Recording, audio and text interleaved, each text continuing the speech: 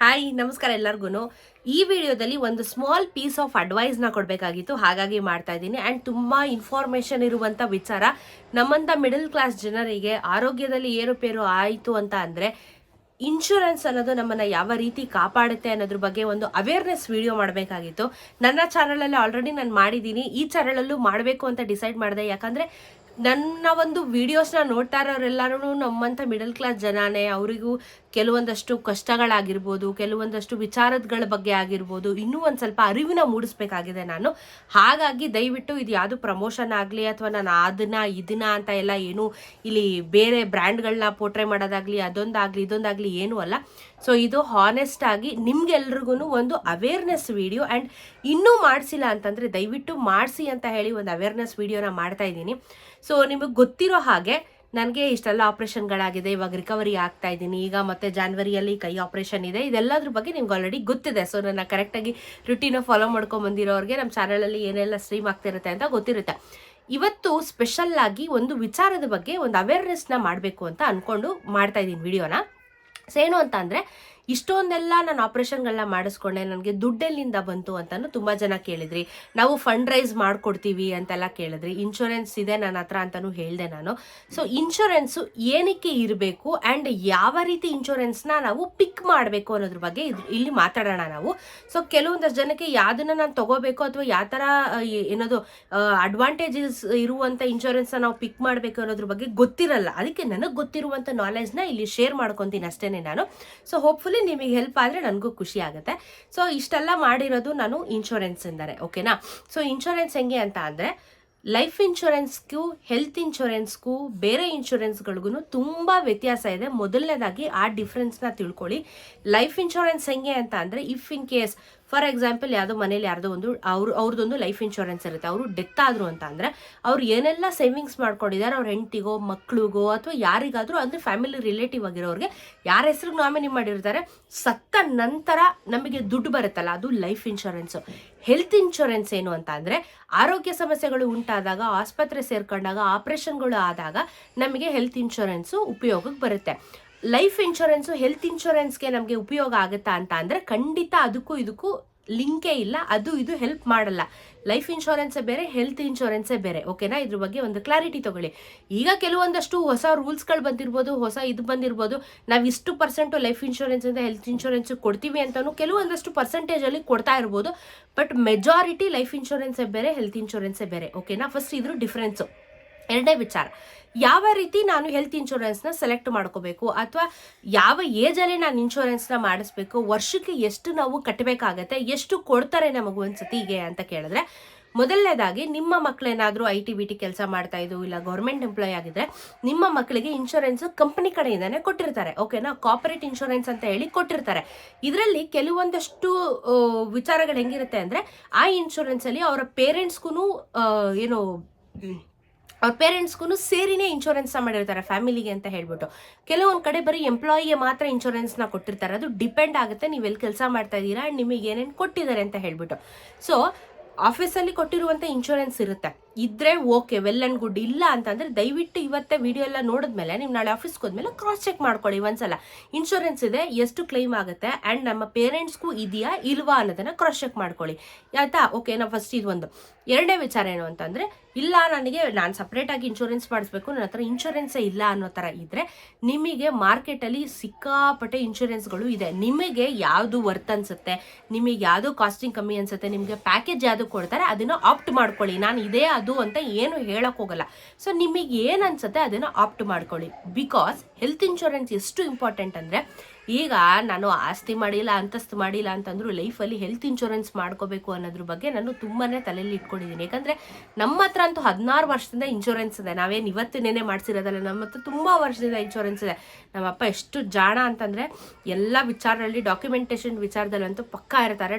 So ಎಲ್ಲರೂ ನಮ್ಮ ಮನೇಲಿ ಇಂಡಿವಿಜುವಲ್ ಆಗಿ ಎಲ್ಲರಿಗೂ ಒಂದೊಂದು ಇನ್ಶೂರೆನ್ಸ್ ಇದೆ. ಎನಿ ಹೆಲ್ತ್ ಎಮರ್ಜೆನ್ಸೀಸ್ ನಮ್ಮ ಹತ್ರ ಇನ್ಶೂರೆನ್ಸ್ ಇರುತ್ತೆ. ಲಕ್ಷ ಇಟ್ಕೊಂಡು ಜೋಬಲ್ಲಿ ನಾವು ತಿರ್ಗಾಕಾಗಲ್ಲ ಮಿಡಲ್ ಕ್ಲಾಸ್ ಜನ ನಾವುಗಳು. ಏನೋ ಒಂದು 10,000 20,000 ಇಟ್ಕೊಳ್ಳೋದೇ ದೊಡ್ಡ ವಿಷಯ. ಅಕೌಂಟಲ್ಲಿ ಇವಾಗ. ಸೊ ಈ ಥರ ಹೆಲ್ತ್ ಎಮರ್ಜೆನ್ಸೀಸ್ಗಳು ಬಂದಾಗ ಕಷ್ಟ ಆಗುತ್ತೆ. ಆ ಟೈಮಲ್ಲಿ ಹೆಲ್ತ್ ಇನ್ಶೂರೆನ್ಸು ಕೈ ಹಿಡಿಯುತ್ತೆ. ಸೊ ನಾನು ಯಾವ್ದನ್ನು ಮಾಡಿಸ್ಕೊಂಡಿದ್ದೆ ಅಂತ ಹೇಳ್ತೀನಿ. ನಿಮ್ಮ ಆಪ್ಷನ್ ನಿಮ್ಗೆ ಯಾವ್ದನ್ನು ಬೇಕೋ ಸೆಲೆಕ್ಟ್ ಮಾಡ್ಕೊಳ್ಳಿ. ನಾನು ಅದನ್ನು ಸ್ಟ್ರೆಸ್ಸೇ ಮಾಡೋಕ್ಕೆ ಹೋಗಲ್ಲ. ನನ್ನ ಹತ್ರ ಇರೋದು ರಿಲಯನ್ಸ್ ಜನರಲ್ ಇನ್ಶೂರೆನ್ಸು. ಅಡ್ವಾಂಟೇಜ್ ನನಗೆ ಏನೇನಾಗಿದೆ ಇಷ್ಟು ವರ್ಷದ ಜರ್ನಿಯಲ್ಲಿ ಅಂದರೆ, ಮೆಜಾರಿಟಿ ನನಗೆ ಆಗಿರುವಂಥ ಎಲ್ಲ ಆಪ್ರೇಷನ್ಗಳು, ನಮ್ಮ ಅಪ್ಪಂಗೆ ಆಗಿರುವಂಥ ಎಲ್ಲ ಆಪ್ರೇಷನ್ಗಳು ಇನ್ಶೂರೆನ್ಸಲ್ಲಿ ಕ್ಲೈಮ್ ಆಗಿದೆ. ಯಾವ ರೀತಿ ಅಂತ ಅಂದರೆ, ಇಂಡಿಯಾದಲ್ಲಿ ಎಲ್ಲ ಕಡೆನೂ ಈ ಇನ್ಶೂರೆನ್ಸು ಕ್ಲೈಮ್ ಆಗುತ್ತೆ. ಮೊದಲ ಆಪ್ಷನ್ ಇದು. ಯಾಕಂದರೆ ಇನ್ಶೂರೆನ್ಸು ನಮಗೆ ಕೆಲವೊಂದು ಹೆಂಗಿರುತ್ತೆ ಅಂದರೆ, ಕೆಲವೊಂದು ಹಾಸ್ಪಿಟ್ಲ್ ಮಾತ್ರ ಟೈಅಪ್ ಇರುತ್ತೆ, ಅಲ್ಲಿಗೆ ಹೋಗಬೇಕು ಅನ್ನೋದು ಮೊದಲು ರೂಲ್ಸ್ ಇತ್ತು. ಈಗ ಎಲ್ಲ ಕಡೆನೂ ಇದನ್ನು ಸ್ಪ್ರೆಡ್ ಮಾಡಿರೋ ಕಾರಣ ಬಹುಶೇಕಡ ಎಲ್ಲ ಕಡೆನೂ ಇನ್ಶೂರೆನ್ಸ್ಗಳು ಕ್ಲೈಮ್ ಆಗ್ತವೆ. ಸೊ ನೀವೇನು ಮಾಡಬೇಕು, ನೋಡ್ಕೋಬೇಕು ಹೆಂಗೆ ಏನು ಎತ್ತ ಅಂತ ಹೇಳ್ಬಿಟ್ಟು, ಎಲ್ಲಿ ಟೈಅಪ್ ಆಗಿದೆ ಎಲ್ಲಿ ಟೈಅಪ್ ಆಗಿಲ್ಲ ಅಂತ ನೋಡ್ಕೊಳ್ಳಿ. ಸೊ ಇನ್ಶೂರೆನ್ಸು ಮೆಜಾರಿಟಿ ಎಲ್ಲ ಹಾಸ್ಪಿಟ್ಲ್ಗಳಿಗೆ ಟೈಅಪ್ ಆಗುವಂಥ ಇನ್ಶೂರೆನ್ಸು ನಿಮಗೆ ಸಿಕ್ಕಿದ್ರೆ ಅದನ್ನು ಮಾಡಿಸ್ಕೊಳ್ಳಿ. ರಿಲಯನ್ಸ್ ಹೆಂಗೆ ಅಂದರೆ ಆಲ್ ಓವರ್ ಇಂಡಿಯಾ, ಚಿಕ್ಕ ಆಸ್ಪತ್ರೆಯಿಂದ ದೊಡ್ಡ ಆಸ್ಪತ್ರೆವರೆಗೂ ಟೈಅಪ್ ಇದೆ. ಸೊ ಹಾಗಾಗಿ ನನಗೆ ಎಲ್ಲೇ ಹೋದ್ರು, ಯಾಕಂದರೆ ನಾನು ಪಂಜಾಬಲ್ಲಿ ಆಕ್ಸಿಡೆಂಟ್ ಆದಾಗಲೂ ನಾನು ಇನ್ಶೂರೆನ್ಸಲ್ಲೇ ಕ್ಲೈಮ್ ಆಗಿದ್ದು, ಬಿಕಾಸ್ ಅಲ್ಲಿ ಟೈಅಪ್ ಇತ್ತದು. ಆಲ್ ಓವರ್ ಇಂಡಿಯಾ, ಪಂಜಾಬಲ್ಲಿ ಇದೆ ಅಂತ ಆಲ್ ಓವರ್ ಇಂಡಿಯಾ ಇರುತ್ತಲ್ಲ, ಸೊ ಪಂಜಾಬ್ ಅಂತ ಚಿಕ್ಕ ಆಸ್ಪತ್ರೆಯಲ್ಲೇ ಇತ್ತದು. ಸೊ ಹಾಗಾಗಿ ಎಲ್ಲ ಕಡೆ ಆಕ್ಸೆಸ್ ಇದೆ. ಎರಡನೇ ವಿಚಾರ, ಪ್ರೀ ಅಪ್ರೂವಲ್ನ ತೊಗೋಬೋದು. ಈಗ ಡಾಕ್ಟರು ನಾಳೆ ನಿಂಗೆ ಅಡ್ಮಿಷನ್ ಅಪ್ಪ, ನಿಂಗೆ ನಾಳೆ ಆಪ್ರೇಷನ್ ಇದೆ, ನೀನು ಅಡ್ಮಿಟ್ ಆಗು ಅಂತ ಹೇಳ್ತಾರೆ. ಸೊ ನಾವೇನು ಮಾಡ್ಬೋದು, ಹಿಂದಿನ ದಿನನೇ ಇನ್ಶೂರೆನ್ಸ್ನ ಕ್ಲೈಮ್ ಮಾಡಿಬಿಡ್ಬೋದು. ಹೋಗ್ಬಿಟ್ಟು ರಿಜಿಸ್ಟರ್ ಕೌಂಟ್ ಇರುತ್ತಲ್ಲ ಡೆಸ್ಕಲ್ಲಿ, ರಿಸೆಪ್ಷನ್ ಡೆಸ್ಕಲ್ಲಿ ಹೋಗ್ಬಿಟ್ಟು ನಾಳೆ ಅಡ್ಮಿಷನ್ ಬರ್ಕೊಟ್ಟಿದ್ದಾರೆ, ಪ್ರೀ ಅಪ್ರೂವಲ್ ತೊಗೊಳ್ಳಿ, ಇನ್ಶೂರೆನ್ಸ್ ಕ್ಲೈಮ್ ಮಾಡ್ಕೊಳ್ಳಿ ಅಂದರೆ ವಿತಿನ್ 4 hours ನಿಮಗೆ ಅಪ್ರೂವಲ್ ಸಿಗುತ್ತೆ. ನಾಳೆ ಬೆಳಗ್ಗೆ ಬಂದು ನೀವು ಆರಾಮಾಗಿ ಅಡ್ಮಿಟ್ ಆಗ್ಬೋದು, ಏನು ಪ್ರೊಸೀಜರ್ಸೇ ಇರೋದಿಲ್ಲ. ಸೊ ಟೈಮ್ ಸೇವ್ ಆಗುತ್ತೆ ಆ್ಯಂಡ್ ನಿಮಗೆ ಟೆನ್ಷನ್ ಮಾಡ್ಕೊಳ್ಳೋಂಥ ಅವಶ್ಯಕತೆ ಇರಲ್ಲ. ಆ್ಯಂಡ್ ನಿಮ್ಮ ಅಕೌಂಟಲ್ಲಿ ಎಷ್ಟು ಬ್ಯಾಲೆನ್ಸ್ ಇದೆ ಅಂತಲೂ ಹೇಳ್ಬಿಡ್ತಾರೆ. ಸೊ ಅಕಾರ್ಡಿಂಗ್ಲಿ ನೀವು ಪ್ಲ್ಯಾನ್ನ ಮಾಡ್ಕೋಬೋದು. ಇನ್ನೊಂದು ವಿಚಾರ, ಅಡ್ಮಿಷನ್ಗೆ ಬರ್ಕೊಟ್ಬಿಟ್ರು, ಇಲ್ಲಿ ಕೆಲವೊಂದು ಇನ್ಶೂರೆನ್ಸ್ ಅವ್ರು ಏನು ಮಾಡ್ತಾರೆ ಅಂತಂದರೆ, ಆಸ್ಪತ್ರೆಗೆ ಬರ್ತಾರೆ, ಡಾಕ್ಟರ್ ಹತ್ರ ಮಾತಾಡ್ತಾರೆ, ಸರ್ಟಿಫಿಕೇಟ್ ಇಸ್ಕೋತಾರೆ, ಆಮೇಲೆ ರಿಸೆಪ್ಷನ್ಗೆ ಹೋಗ್ತಾರೆ, ಅಲ್ಲೊಂದು ಚೀಟಿ ಇಸ್ಕೋತಾರೆ, ಅದನ್ನು ಫಿಲ್ ಮಾಡ್ತಾರೆ, ಆಮೇಲೆ ಅವ್ರ ಆಫೀಸ್ಗೆ ಹೋಗಿ ಅದನ್ನು ಸಬ್ಮಿಟ್ ಮಾಡಿ, ಈ ಲಾಂಗ್ ಪ್ರೊಸೀಜರು ಫಿಸಿಕಲಿ ಬಂದು ಕ್ರಾಸ್ ವೆರಿಫಿಕೇಷನ್ ಮಾಡೋದು ಅಂತ ಕರೀತಾರೆ. ಇದನ್ನೆಲ್ಲ ಮಾಡೋದಕ್ಕೆ ಒಂದು ದಿನ ಕಾಲಾವಕಾಶ ತಗೊತಾರೆ. ಆದರೆ ನಮ್ದು ಹೆಂಗೆ ಅಂದರೆ ಎಲ್ಲ ಡಿಜಿಟಲೈಸ್ಡು, 4 hours ಒಳಗಡೆ ಇನ್ಶೂರೆನ್ಸ್ ಅಪ್ರೂವಲ್ಲು ಸಿಕ್ಬಿಡುತ್ತೆ ನಮಗೆ. ಸೊ ಕಾಯಬೇಕು, ಮಾಡಬೇಕು, ಯಾರೋ ಬರ್ತಾರೆ ಅಂತ ಹೇಳೋ ಕಾಯೋ ಅಂತ ಅವಶ್ಯಕತೆ ಏನಿಲ್ಲ. ಕರೆಕ್ಟಾಗಿ ಡಾಕ್ಯುಮೆಂಟ್ಸ್ ಸಬ್ಮಿಟ್ ಮಾಡಿಬಿಟ್ರೆ ಆರಾಮಾಗಿ ಮಾಡ್ತಾರೆ. ನೀವೇ ಮಾಡಬೇಕು ಅಂತ ಏನಿಲ್ಲ. ಹಾಸ್ಪಿಟ್ಲಲ್ಲಿ ಅಡ್ಮಿಷನ್ದು ಒಂದು ಸ್ಲಿಪ್ ಕೊಡ್ತಾರೆ, ಎಲ್ಲ ಬಿಲ್ಗಳನ್ನ ಒರಿಜಿನಲ್ ಕಾಪೀಸ್ ಇಟ್ಕೊಳ್ಳಿ, ಅದನ್ನು ತೊಗೊಂಡೋಗ್ಬಿಟ್ಟು ರಿಸೆಪ್ಷನಲ್ಲಿ ಕೊಡಿ. ಇನ್ಶೂರೆನ್ಸ್ಗೆ ಅಂತಲೇ ಸಪ್ರೇಟ್ ಕೌಂಟರ್ಸ್ನ ಇಟ್ಟಿರ್ತಾರೆ ಎಲ್ಲ ಹಾಸ್ಪಿಟ್ಲ್ಗಳಲ್ಲೂ, ಅಲ್ಲೋಗಿ ಕೊಟ್ಟರೆ ಮಿಕ್ಕಿದನ್ನು ಅವ್ರು ಮಾಡ್ಕೋತಾರೆ. ನೀವೇನೋ ಕೆಲವೊಂದಕ್ಕೆ ಸೈನ್ ಹಾಕಬೇಕು ಹೊರತು ನೀವೇನೂ ಮಾಡೋ ಅವಶ್ಯಕತೆ ಇಲ್ಲ, ಹಾಸ್ಪಿಟ್ಲವರೇ ಮಾಡ್ಕೊತಾರೆ ಎಲ್ಲನೂ.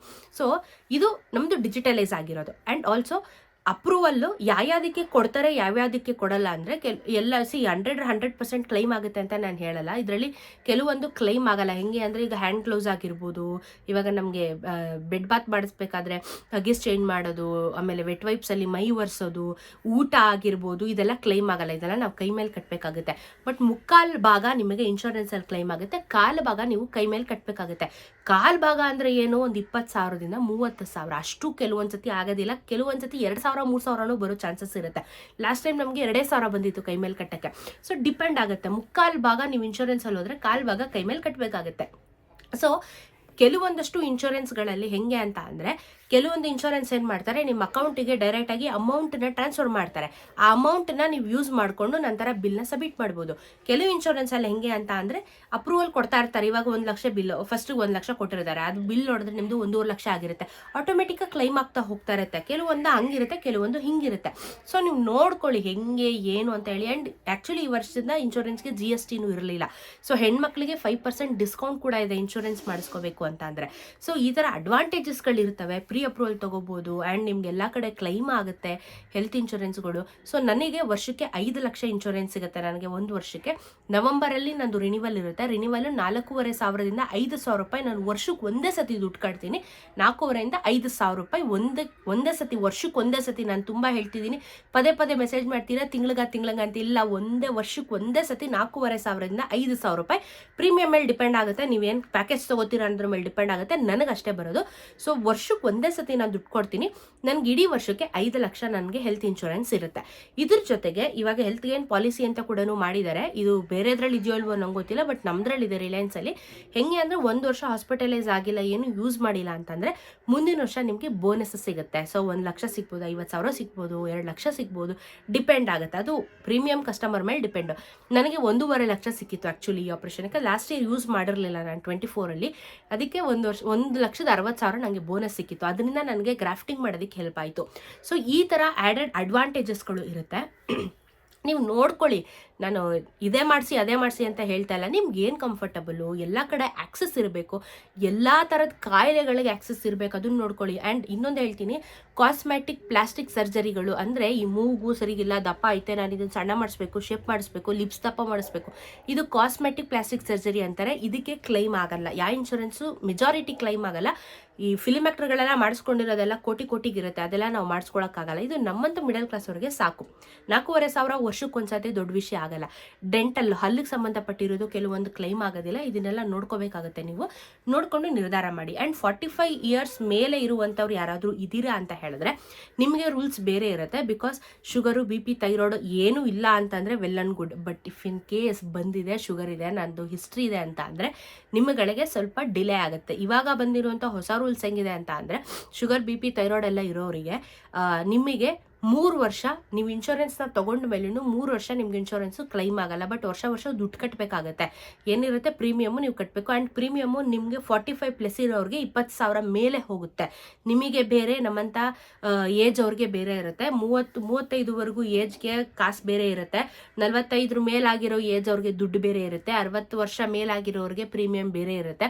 ನಿಮ್ಮ ಏಜ್ ಮೇಲೆ ಡಿಪೆಂಡ್ ಆಗುತ್ತೆ. ಆ್ಯಂಡ್ ನಿಮ್ಮ ಒಂದು ಎಷ್ಟು ತೊಗೋತೀರಾ ಅನ್ನೋದ್ರ ಮೇಲೆ ಡಿಪೆಂಡ್ ಆಗುತ್ತೆ. ಅದ್ರ ಬಗ್ಗೆನೂ ಅರಿವಿಟ್ಕೊಳ್ಳಿ. 45+ ಇರೋರಿಗೆ 20,000 ಮೇಲೆ ಆಗುತ್ತೆ ನಿಮಗೆ ಪ್ರೀಮಿಯಮ್ನ ಕಟ್ಟೋದಕ್ಕೆ. ಈಗ ನಮ್ಮ ಅಪ್ಪ ಅಮ್ಮನೂ ಅಷ್ಟೇ, ಆಲ್ಮೋಸ್ಟ್ ಅವ್ರು ಇಬ್ಬರಿಂದ ನಮ್ಮದು ಪ್ರೀಮಿಯಂ ಕಸ್ಟಮರ್. ನಾವು 16 ವರ್ಷದಿಂದ ಇನ್ಶೂರೆನ್ಸ್ ಹೋಲ್ಡರು. ಹೊಸದಾಗಿ ಬಂದಿರೋದು ಪ್ರೈಸ್ ಜಾಸ್ತಿ ಇದೆ. ಬಟ್ ನಮ್ಮ ಅಪ್ಪ ಅಮ್ಮ ಆಲ್ಮೋಸ್ಟ್ 26,000 ಕಟ್ತಾರೆ. ಅವರಿಬ್ಬರದ್ದು ಸೇರಿ 26,000 ವರ್ಷಕ್ಕೆ ಕಟ್ತಾರೆ. ಸೊ ಏಜ್ ಮೇಲೆ ಡಿಪೆಂಡ್ ಆಗುತ್ತೆ. ಆ್ಯಂಡ್ ನೀವು ಮೆಡಿಕಲ್ ಸರ್ಟಿಫಿಕೇಟ್ ಎಲ್ಲ ಕೊಡಬೇಕಾಗುತ್ತೆ, ಏನೂ ಇಲ್ಲ ನನಗೆ ಅಂತ. 3 ವರ್ಷ ನೀವು ಪ್ರೀಮಿಯಂ ಕಟ್ಟೋದ್ರೂ ನಿಮ್ಗೆ ಇನ್ಶೂರೆನ್ಸ್ ಕ್ಲೈಮ್ ಆಗಲ್ಲ. ಈಗ ಬಂದಿರುವಂಥ ಹೊಸ ರೂಲ್ಸ್ ಅಂತ ಇದು. ಸೊ ನೋಡ್ಕೊಳ್ಳಿ, ಚೆಕ್ ಮಾಡ್ಕೊಳ್ಳಿ, ನಿಮ್ಗೇನು ಅನುಕೂಲನೋ ಅದನ್ನು ಮಾಡಿಸ್ಕೊಳ್ಳಿ. But end of the day ನಾನು ಏನಕ್ಕೆ ಇಷ್ಟೆಲ್ಲ ನಿಮ್ಮ ಹತ್ರ ಕೂತ್ಕೊಂಡು ಇಷ್ಟೊತ್ತು ಮಾತಾಡಿದ್ದೀನಿ ಅಂದರೆ ದಯವಿಟ್ಟು ಹೆಲ್ತ್ ಇನ್ಶೂರೆನ್ಸ್ ಮಾಡಿಸ್ಕೊಳ್ಳಿ ಅಂತ ಅವೇರ್ನೆಸ್ನ ಹೇಳೋಕ್ಕಷ್ಟೇ. ಬಿಕಾಸ್ ಎನಿ ಟೈಮ್ ಯಾವಾಗ ಯಾರ ಹಣೆ ಬರದಲ್ಲಿ ಏನು ಬರೆದಿರುತ್ತೆ ಅಂತ ಗೊತ್ತಿಲ್ಲ. ಎಲ್ಲದಕ್ಕೂ ಸಿದ್ಧವಾಗಿರಬೇಕು ಅಂದರೆ ಹೆಲ್ತ್ ಇನ್ಶೂರೆನ್ಸು ಕೈ ಹಿಡಿಯುತ್ತೆ. ಇದ್ರ ಜೊತೆಗೆ ಬರೀ ಹೆಲ್ತ್ ಇನ್ಶೂರೆನ್ಸ್ ಅಲ್ಲ, ನಿಮ್ಮ ಕಾರ್ ಇನ್ಶೂರೆನ್ಸು, ನಿಮ್ಮ ಬೈಕ್ ಇನ್ಶೂರೆನ್ಸು ಎಲ್ಲನೂ ಮ್ಯಾಟ್ರ್ ಆಗುತ್ತೆ. ರಿನ್ಯೂವಲ್ ಮಾಡಿಸ್ಕೊಳ್ಳೋಣ ಬಿಡು, ಎಕ್ಸ್ಪೈರ್ ಆಗಿಬಿಟ್ಟಿದೆ ಅಲ್ಲ ಅಂತ ಹೇಳಿ ನೆಗ್ಲೆಕ್ಟ್ ಮಾಡಬೇಡಿ. ಯಾವ ಮೂಮೆಂಟಲ್ಲಿ ನಮಗೇನಾಗುತ್ತೆ ಅನ್ನೋದು ಗೊತ್ತಿಲ್ಲ. ಎಲ್ಲನೂ ಡಾಕ್ಯುಮೆಂಟ್ಸ್ಗಳು ಲೈಫಲ್ಲಿ ಅಪ್ಡೇಟ್ ಆಗಿರಬೇಕು. ಬಿಕಾಸ್ ಎನಿ ಟೈಮ್ ಅದು ನಮಗೆ ಕೈ ಹಿಡಿಯುತ್ತೆ. ಹಾಗಾಗಿ ಹೇಳ್ತಿರೋದು, ಎಲ್ಲ ಇನ್ಶೂರೆನ್ಸ್ಗಳು, ನಿಮ್ಮ health insurance, life insurance, 2 wheeler, 4 wheeler ಎಲ್ಲ ಇನ್ಶೂರೆನ್ಸ್ಗಳು ರಿನ್ಯೂವಲ್ ಕರೆಕ್ಟಾಗಿ ಡೇಟ್ ಟು ಡೇಟ್ ಮಾಡಿಸ್ಕೊಳ್ಳಿ. ಯಾಕಂದರೆ ನೆವರ್ ನೋ ಏನಾಗುತ್ತೆ ಅಂತ ಹೇಳಿಬಿಟ್ಟು ಆರೋಗ್ಯ ಕೆಟ್ಟರೆ ಎಲ್ಲ ಜೀವನನೇ ಕೆಟ್ಟಂಗೆ. ನಮ್ಮಂಥ ಮಿಡಲ್ ಕ್ಲಾಸ್ ಅವ್ರ ಹತ್ರ ದುಡ್ಡಿರೋದಿಲ್ಲ ಮೊದಲನೇದಾಗಿ. ಹಾಗಾಗಿ ಹೇಳ್ತಿರೋದು, ಇದು ಅವೇರ್ನೆಸ್ ವಿಡಿಯೋ. ಕ್ಲಿಯರಾಗಿ ಅರ್ಥ ಮಾಡ್ಕೊಂಡಿದ್ದೀರಾ ಅಂತ ಅನ್ಕೋತಾ ಇದ್ದೀನಿ. ಸೊ ಪ್ಲೀಸ್ ಅದನ್ನು ಮತ್ತೆ ಬೇರೆ ಥರ ಪೋಟ್ರೆ ಮಾಡಬೇಡಿ. ಆ್ಯಂಡ್ ನಿಮ್ಗೇನಾದರೂ ಇನ್ಶೂರೆನ್ಸ್ ಅವ್ರದ್ದು ಕೇಳಬೇಕು, ನಮಗೆ ನೀವು ಮಾಡಿಸಿರೋದೇ ಬೇಕು ಅಂತ ಕೇಳಿದ್ರೆ ಅನಿಲ್ ಅಂತ ಹೇಳಿಬಿಟ್ಟು ಏಜೆಂಟ್, ನಮ್ದು ಇಷ್ಟು ವರ್ಷದಿಂದ ಅವರೇ ನೋಡ್ಕೊತಿರೋದು. ಇದು ಪ್ರಮೋಷನ್ ಅಲ್ಲ, ನಿಮಗೆ ಹೆಲ್ಪ್ ಆಗಲಿ ಅಂತ ಮಾಡ್ತಿರೋದು. ಅವ್ರ ನಂಬರ್ನ ನಾನು ಡಿಸ್ಕ್ರಿಪ್ಷನಲ್ಲಿ ಹಾಕಿರ್ತೀನಿ. ಅವ್ರಿಗೆ ಮೆಸೇಜ್ ಮಾಡಿ, ಕಾಲ್ ಮಾಡಿ, ಏನಿದೆ ಪಾಲಿಸಿಗಳು, ಯಾವ ರೀತಿ ಇರುತ್ತೆ ಅಂತ ಕೇಳ್ಕೊಳ್ಳಿ. ನಿಮಗೆ ಇಷ್ಟ ಇದ್ದರೆ ಮಾಡಿಸ್ಕೊಳ್ಳಿ. ಬಟ್ ಇದೇ ಮಾಡಿಸ್ಕೊಳ್ಳಿ ಅಂತ ಹೇಳ್ತಿಲ್ಲ, ನಿಮ್ಗೆ ಯಾವ್ದು ಬೇಕೋ ಮಾಡಿಸ್ಕೊಳ್ಳಿ. ಬಟ್ ನಾನು ಹೇಳಿರೋ ಪಾಯಿಂಟ್ಸ್ನ ತಲೆ ಇಟ್ಕೊಳ್ಳಿ. ಇಂಡಿಯಾದಲ್ಲಿ ಎಲ್ಲ ಹಾಸ್ಪಿಟ್ಲ್ಗಳಿಗೂ ಇರಬೇಕು. ಆ್ಯಂಡ್ ಕ್ವಿಕ್ಕಾಗಿ ಎಲ್ಲ ಡಿಜಿಟಲೈಸ್ ಆಗಿ ಅಪ್ರೂವಲ್ನ ಕೊಡಬೇಕು. ಸೊ ಈ ಥರ ಕೆಲವೊಂದಷ್ಟು ವಿಚಾರಗಳಿರುತ್ತೆ, ಅದನ್ನು ಚೆಕ್ ಮಾಡ್ಕೊಳ್ಳಿ. ನಂತರ ನೀವು ಇನ್ಶೂರೆನ್ಸ್ನ ಮಾಡಿಸ್ಕೊಳ್ಳಿ. ಒಂದೇ ಒಂದು ರಿಕ್ವೆಸ್ಟು, ದಯವಿಟ್ಟು ನೀವು ಆಸ್ತಿ ಮಾಡ್ತಿರೋ ಅಂತಸ್ತು ಮಾಡ್ತಿರೋ ಗೊತ್ತಿಲ್ಲ, ಬಟ್ ಹೆಲ್ತ್ ಇನ್ಶೂರೆನ್ಸ್ನ ಪ್ಲೀಸ್ ಮಾಡಿಸಿ. ನಮ್ಮಂಥ ಮಿಡಲ್ ಕ್ಲಾಸ್ ಜನರಿಗೆ ಇದು ನಿಜವಾಗ್ಲೂ ಜೀವನನ ಕಾಪಾಡುತ್ತೆ. ದಯವಿಟ್ಟು ಇದ್ರ ಬಗ್ಗೆ ಅವೇರ್ನೆಸ್ ಸ್ಪ್ರೆಡ್ ಮಾಡಿ, ಎಚ್ಚೆತ್ಕೊಳ್ಳಿ. ಮಾಡಿಸ್ದಿಲ್ದಿರೋರು ಮಾಡಿಸ್ಕೊಳ್ಳಿ. ರಿನ್ಯೂವಲ್ ಮಾಡಿಸ್ಕೋಬೇಕು ಅನ್ನಿರೋರು ರಿನ್ಯೂವಲ್ ಮಾಡಿಸ್ಕೊಳ್ಳಿ. ಪ್ಲೀಸ್ ಮರಿಬೇಡಿ. ಹೆಲ್ತ್ ಇನ್ಶೂರೆನ್ಸ್ ಇರೋರು ವೆರಿ ಗುಡ್, ಮಾಡಿಸ್ಕೊಂಡಿಲ್ಲ ಅಂದರೆ ದಯವಿಟ್ಟು ಮಾಡಿಸ್ಕೊಳ್ಳಿ. ಇದೊಂದೇ ನನ್ನ ರಿಕ್ವೆಸ್ಟು. ಬಿಕಾಸ್ ಇವತ್ತು ನನ್ನ ಇಷ್ಟು ಕಾಪಾಡಿರೋದೆ ಇನ್ಶೂರೆನ್ಸು. ನಾಡಿದ್ದು ಕೈ ಆಪ್ರೇಷನ್ಗೂ ನನಗೆ ಕಾಪಾಡೋದೆ ಇನ್ಶೂರೆನ್ಸು. ಸೊ ಹಾಗಾಗಿ ಹೇಳ್ತಿರೋದು. ಸೊ ದಯವಿಟ್ಟು ವಿಡಿಯೋನ ಶೇರ್ ಮಾಡಿ, ಒಂದು ಅವೇರ್ನೆಸ್ ಆಗಲಿ ಅಂತ ಹೇಳಿ ಮಾಡಿದಷ್ಟೇ ನಾನು. ಸೊ ಅನಿವೇಸ್ ನಾಳೆ ವಿಡಿಯೋಸ್ನಿಂದ ನಮ್ಮ ಮಾಮೂಲಿ ಡೈಲಿ ರುಟೀನ್ ಬಗ್ಗೆ ಮಾತಾಡ್ತಾ ಹೋಗೋಣ. ಬಟ್ ಇದೊಂದು ಅವೇರ್ನೆಸ್ ನಾನು ಕೊಡಬೇಕಾಗಿ ತುಂಬ ದಿನದಿಂದ ಮನಸ್ಸಲ್ಲಿತ್ತು, ಹೇಳಿದ್ದೀನಿ. ಸೊ ಅದನ್ನು ಪಾಸಿಟಿವ್ ಆಗಿ ತೊಗೊಳ್ಳಿ. ದಯವಿಟ್ಟು ಧೈರ್ಯವಾಗಿ ತೊಗೊಂಡು ನೀವು ಡಾಕ್ಯುಮೆಂಟೇಷನ್ಸ್ನ ಕರೆಕ್ಟಾಗಿ ಇಟ್ಕೊಳ್ಳಿ ಅಂತ ಕೇಳ್ಕೊತೀನಿ. ಸೊ ದಯವಿಟ್ಟು ಆರ್ತಿ ಕನ್ನಡ ವ್ಲಾಗ್ಸ್ಗೆ ಸಬ್ಸ್ಕ್ರೈಬ್ ಮಾಡೋದನ್ನು ಮರಿಬೇಡಿ. ಸಿಗೋಣ ಮತ್ತೊಂದಷ್ಟು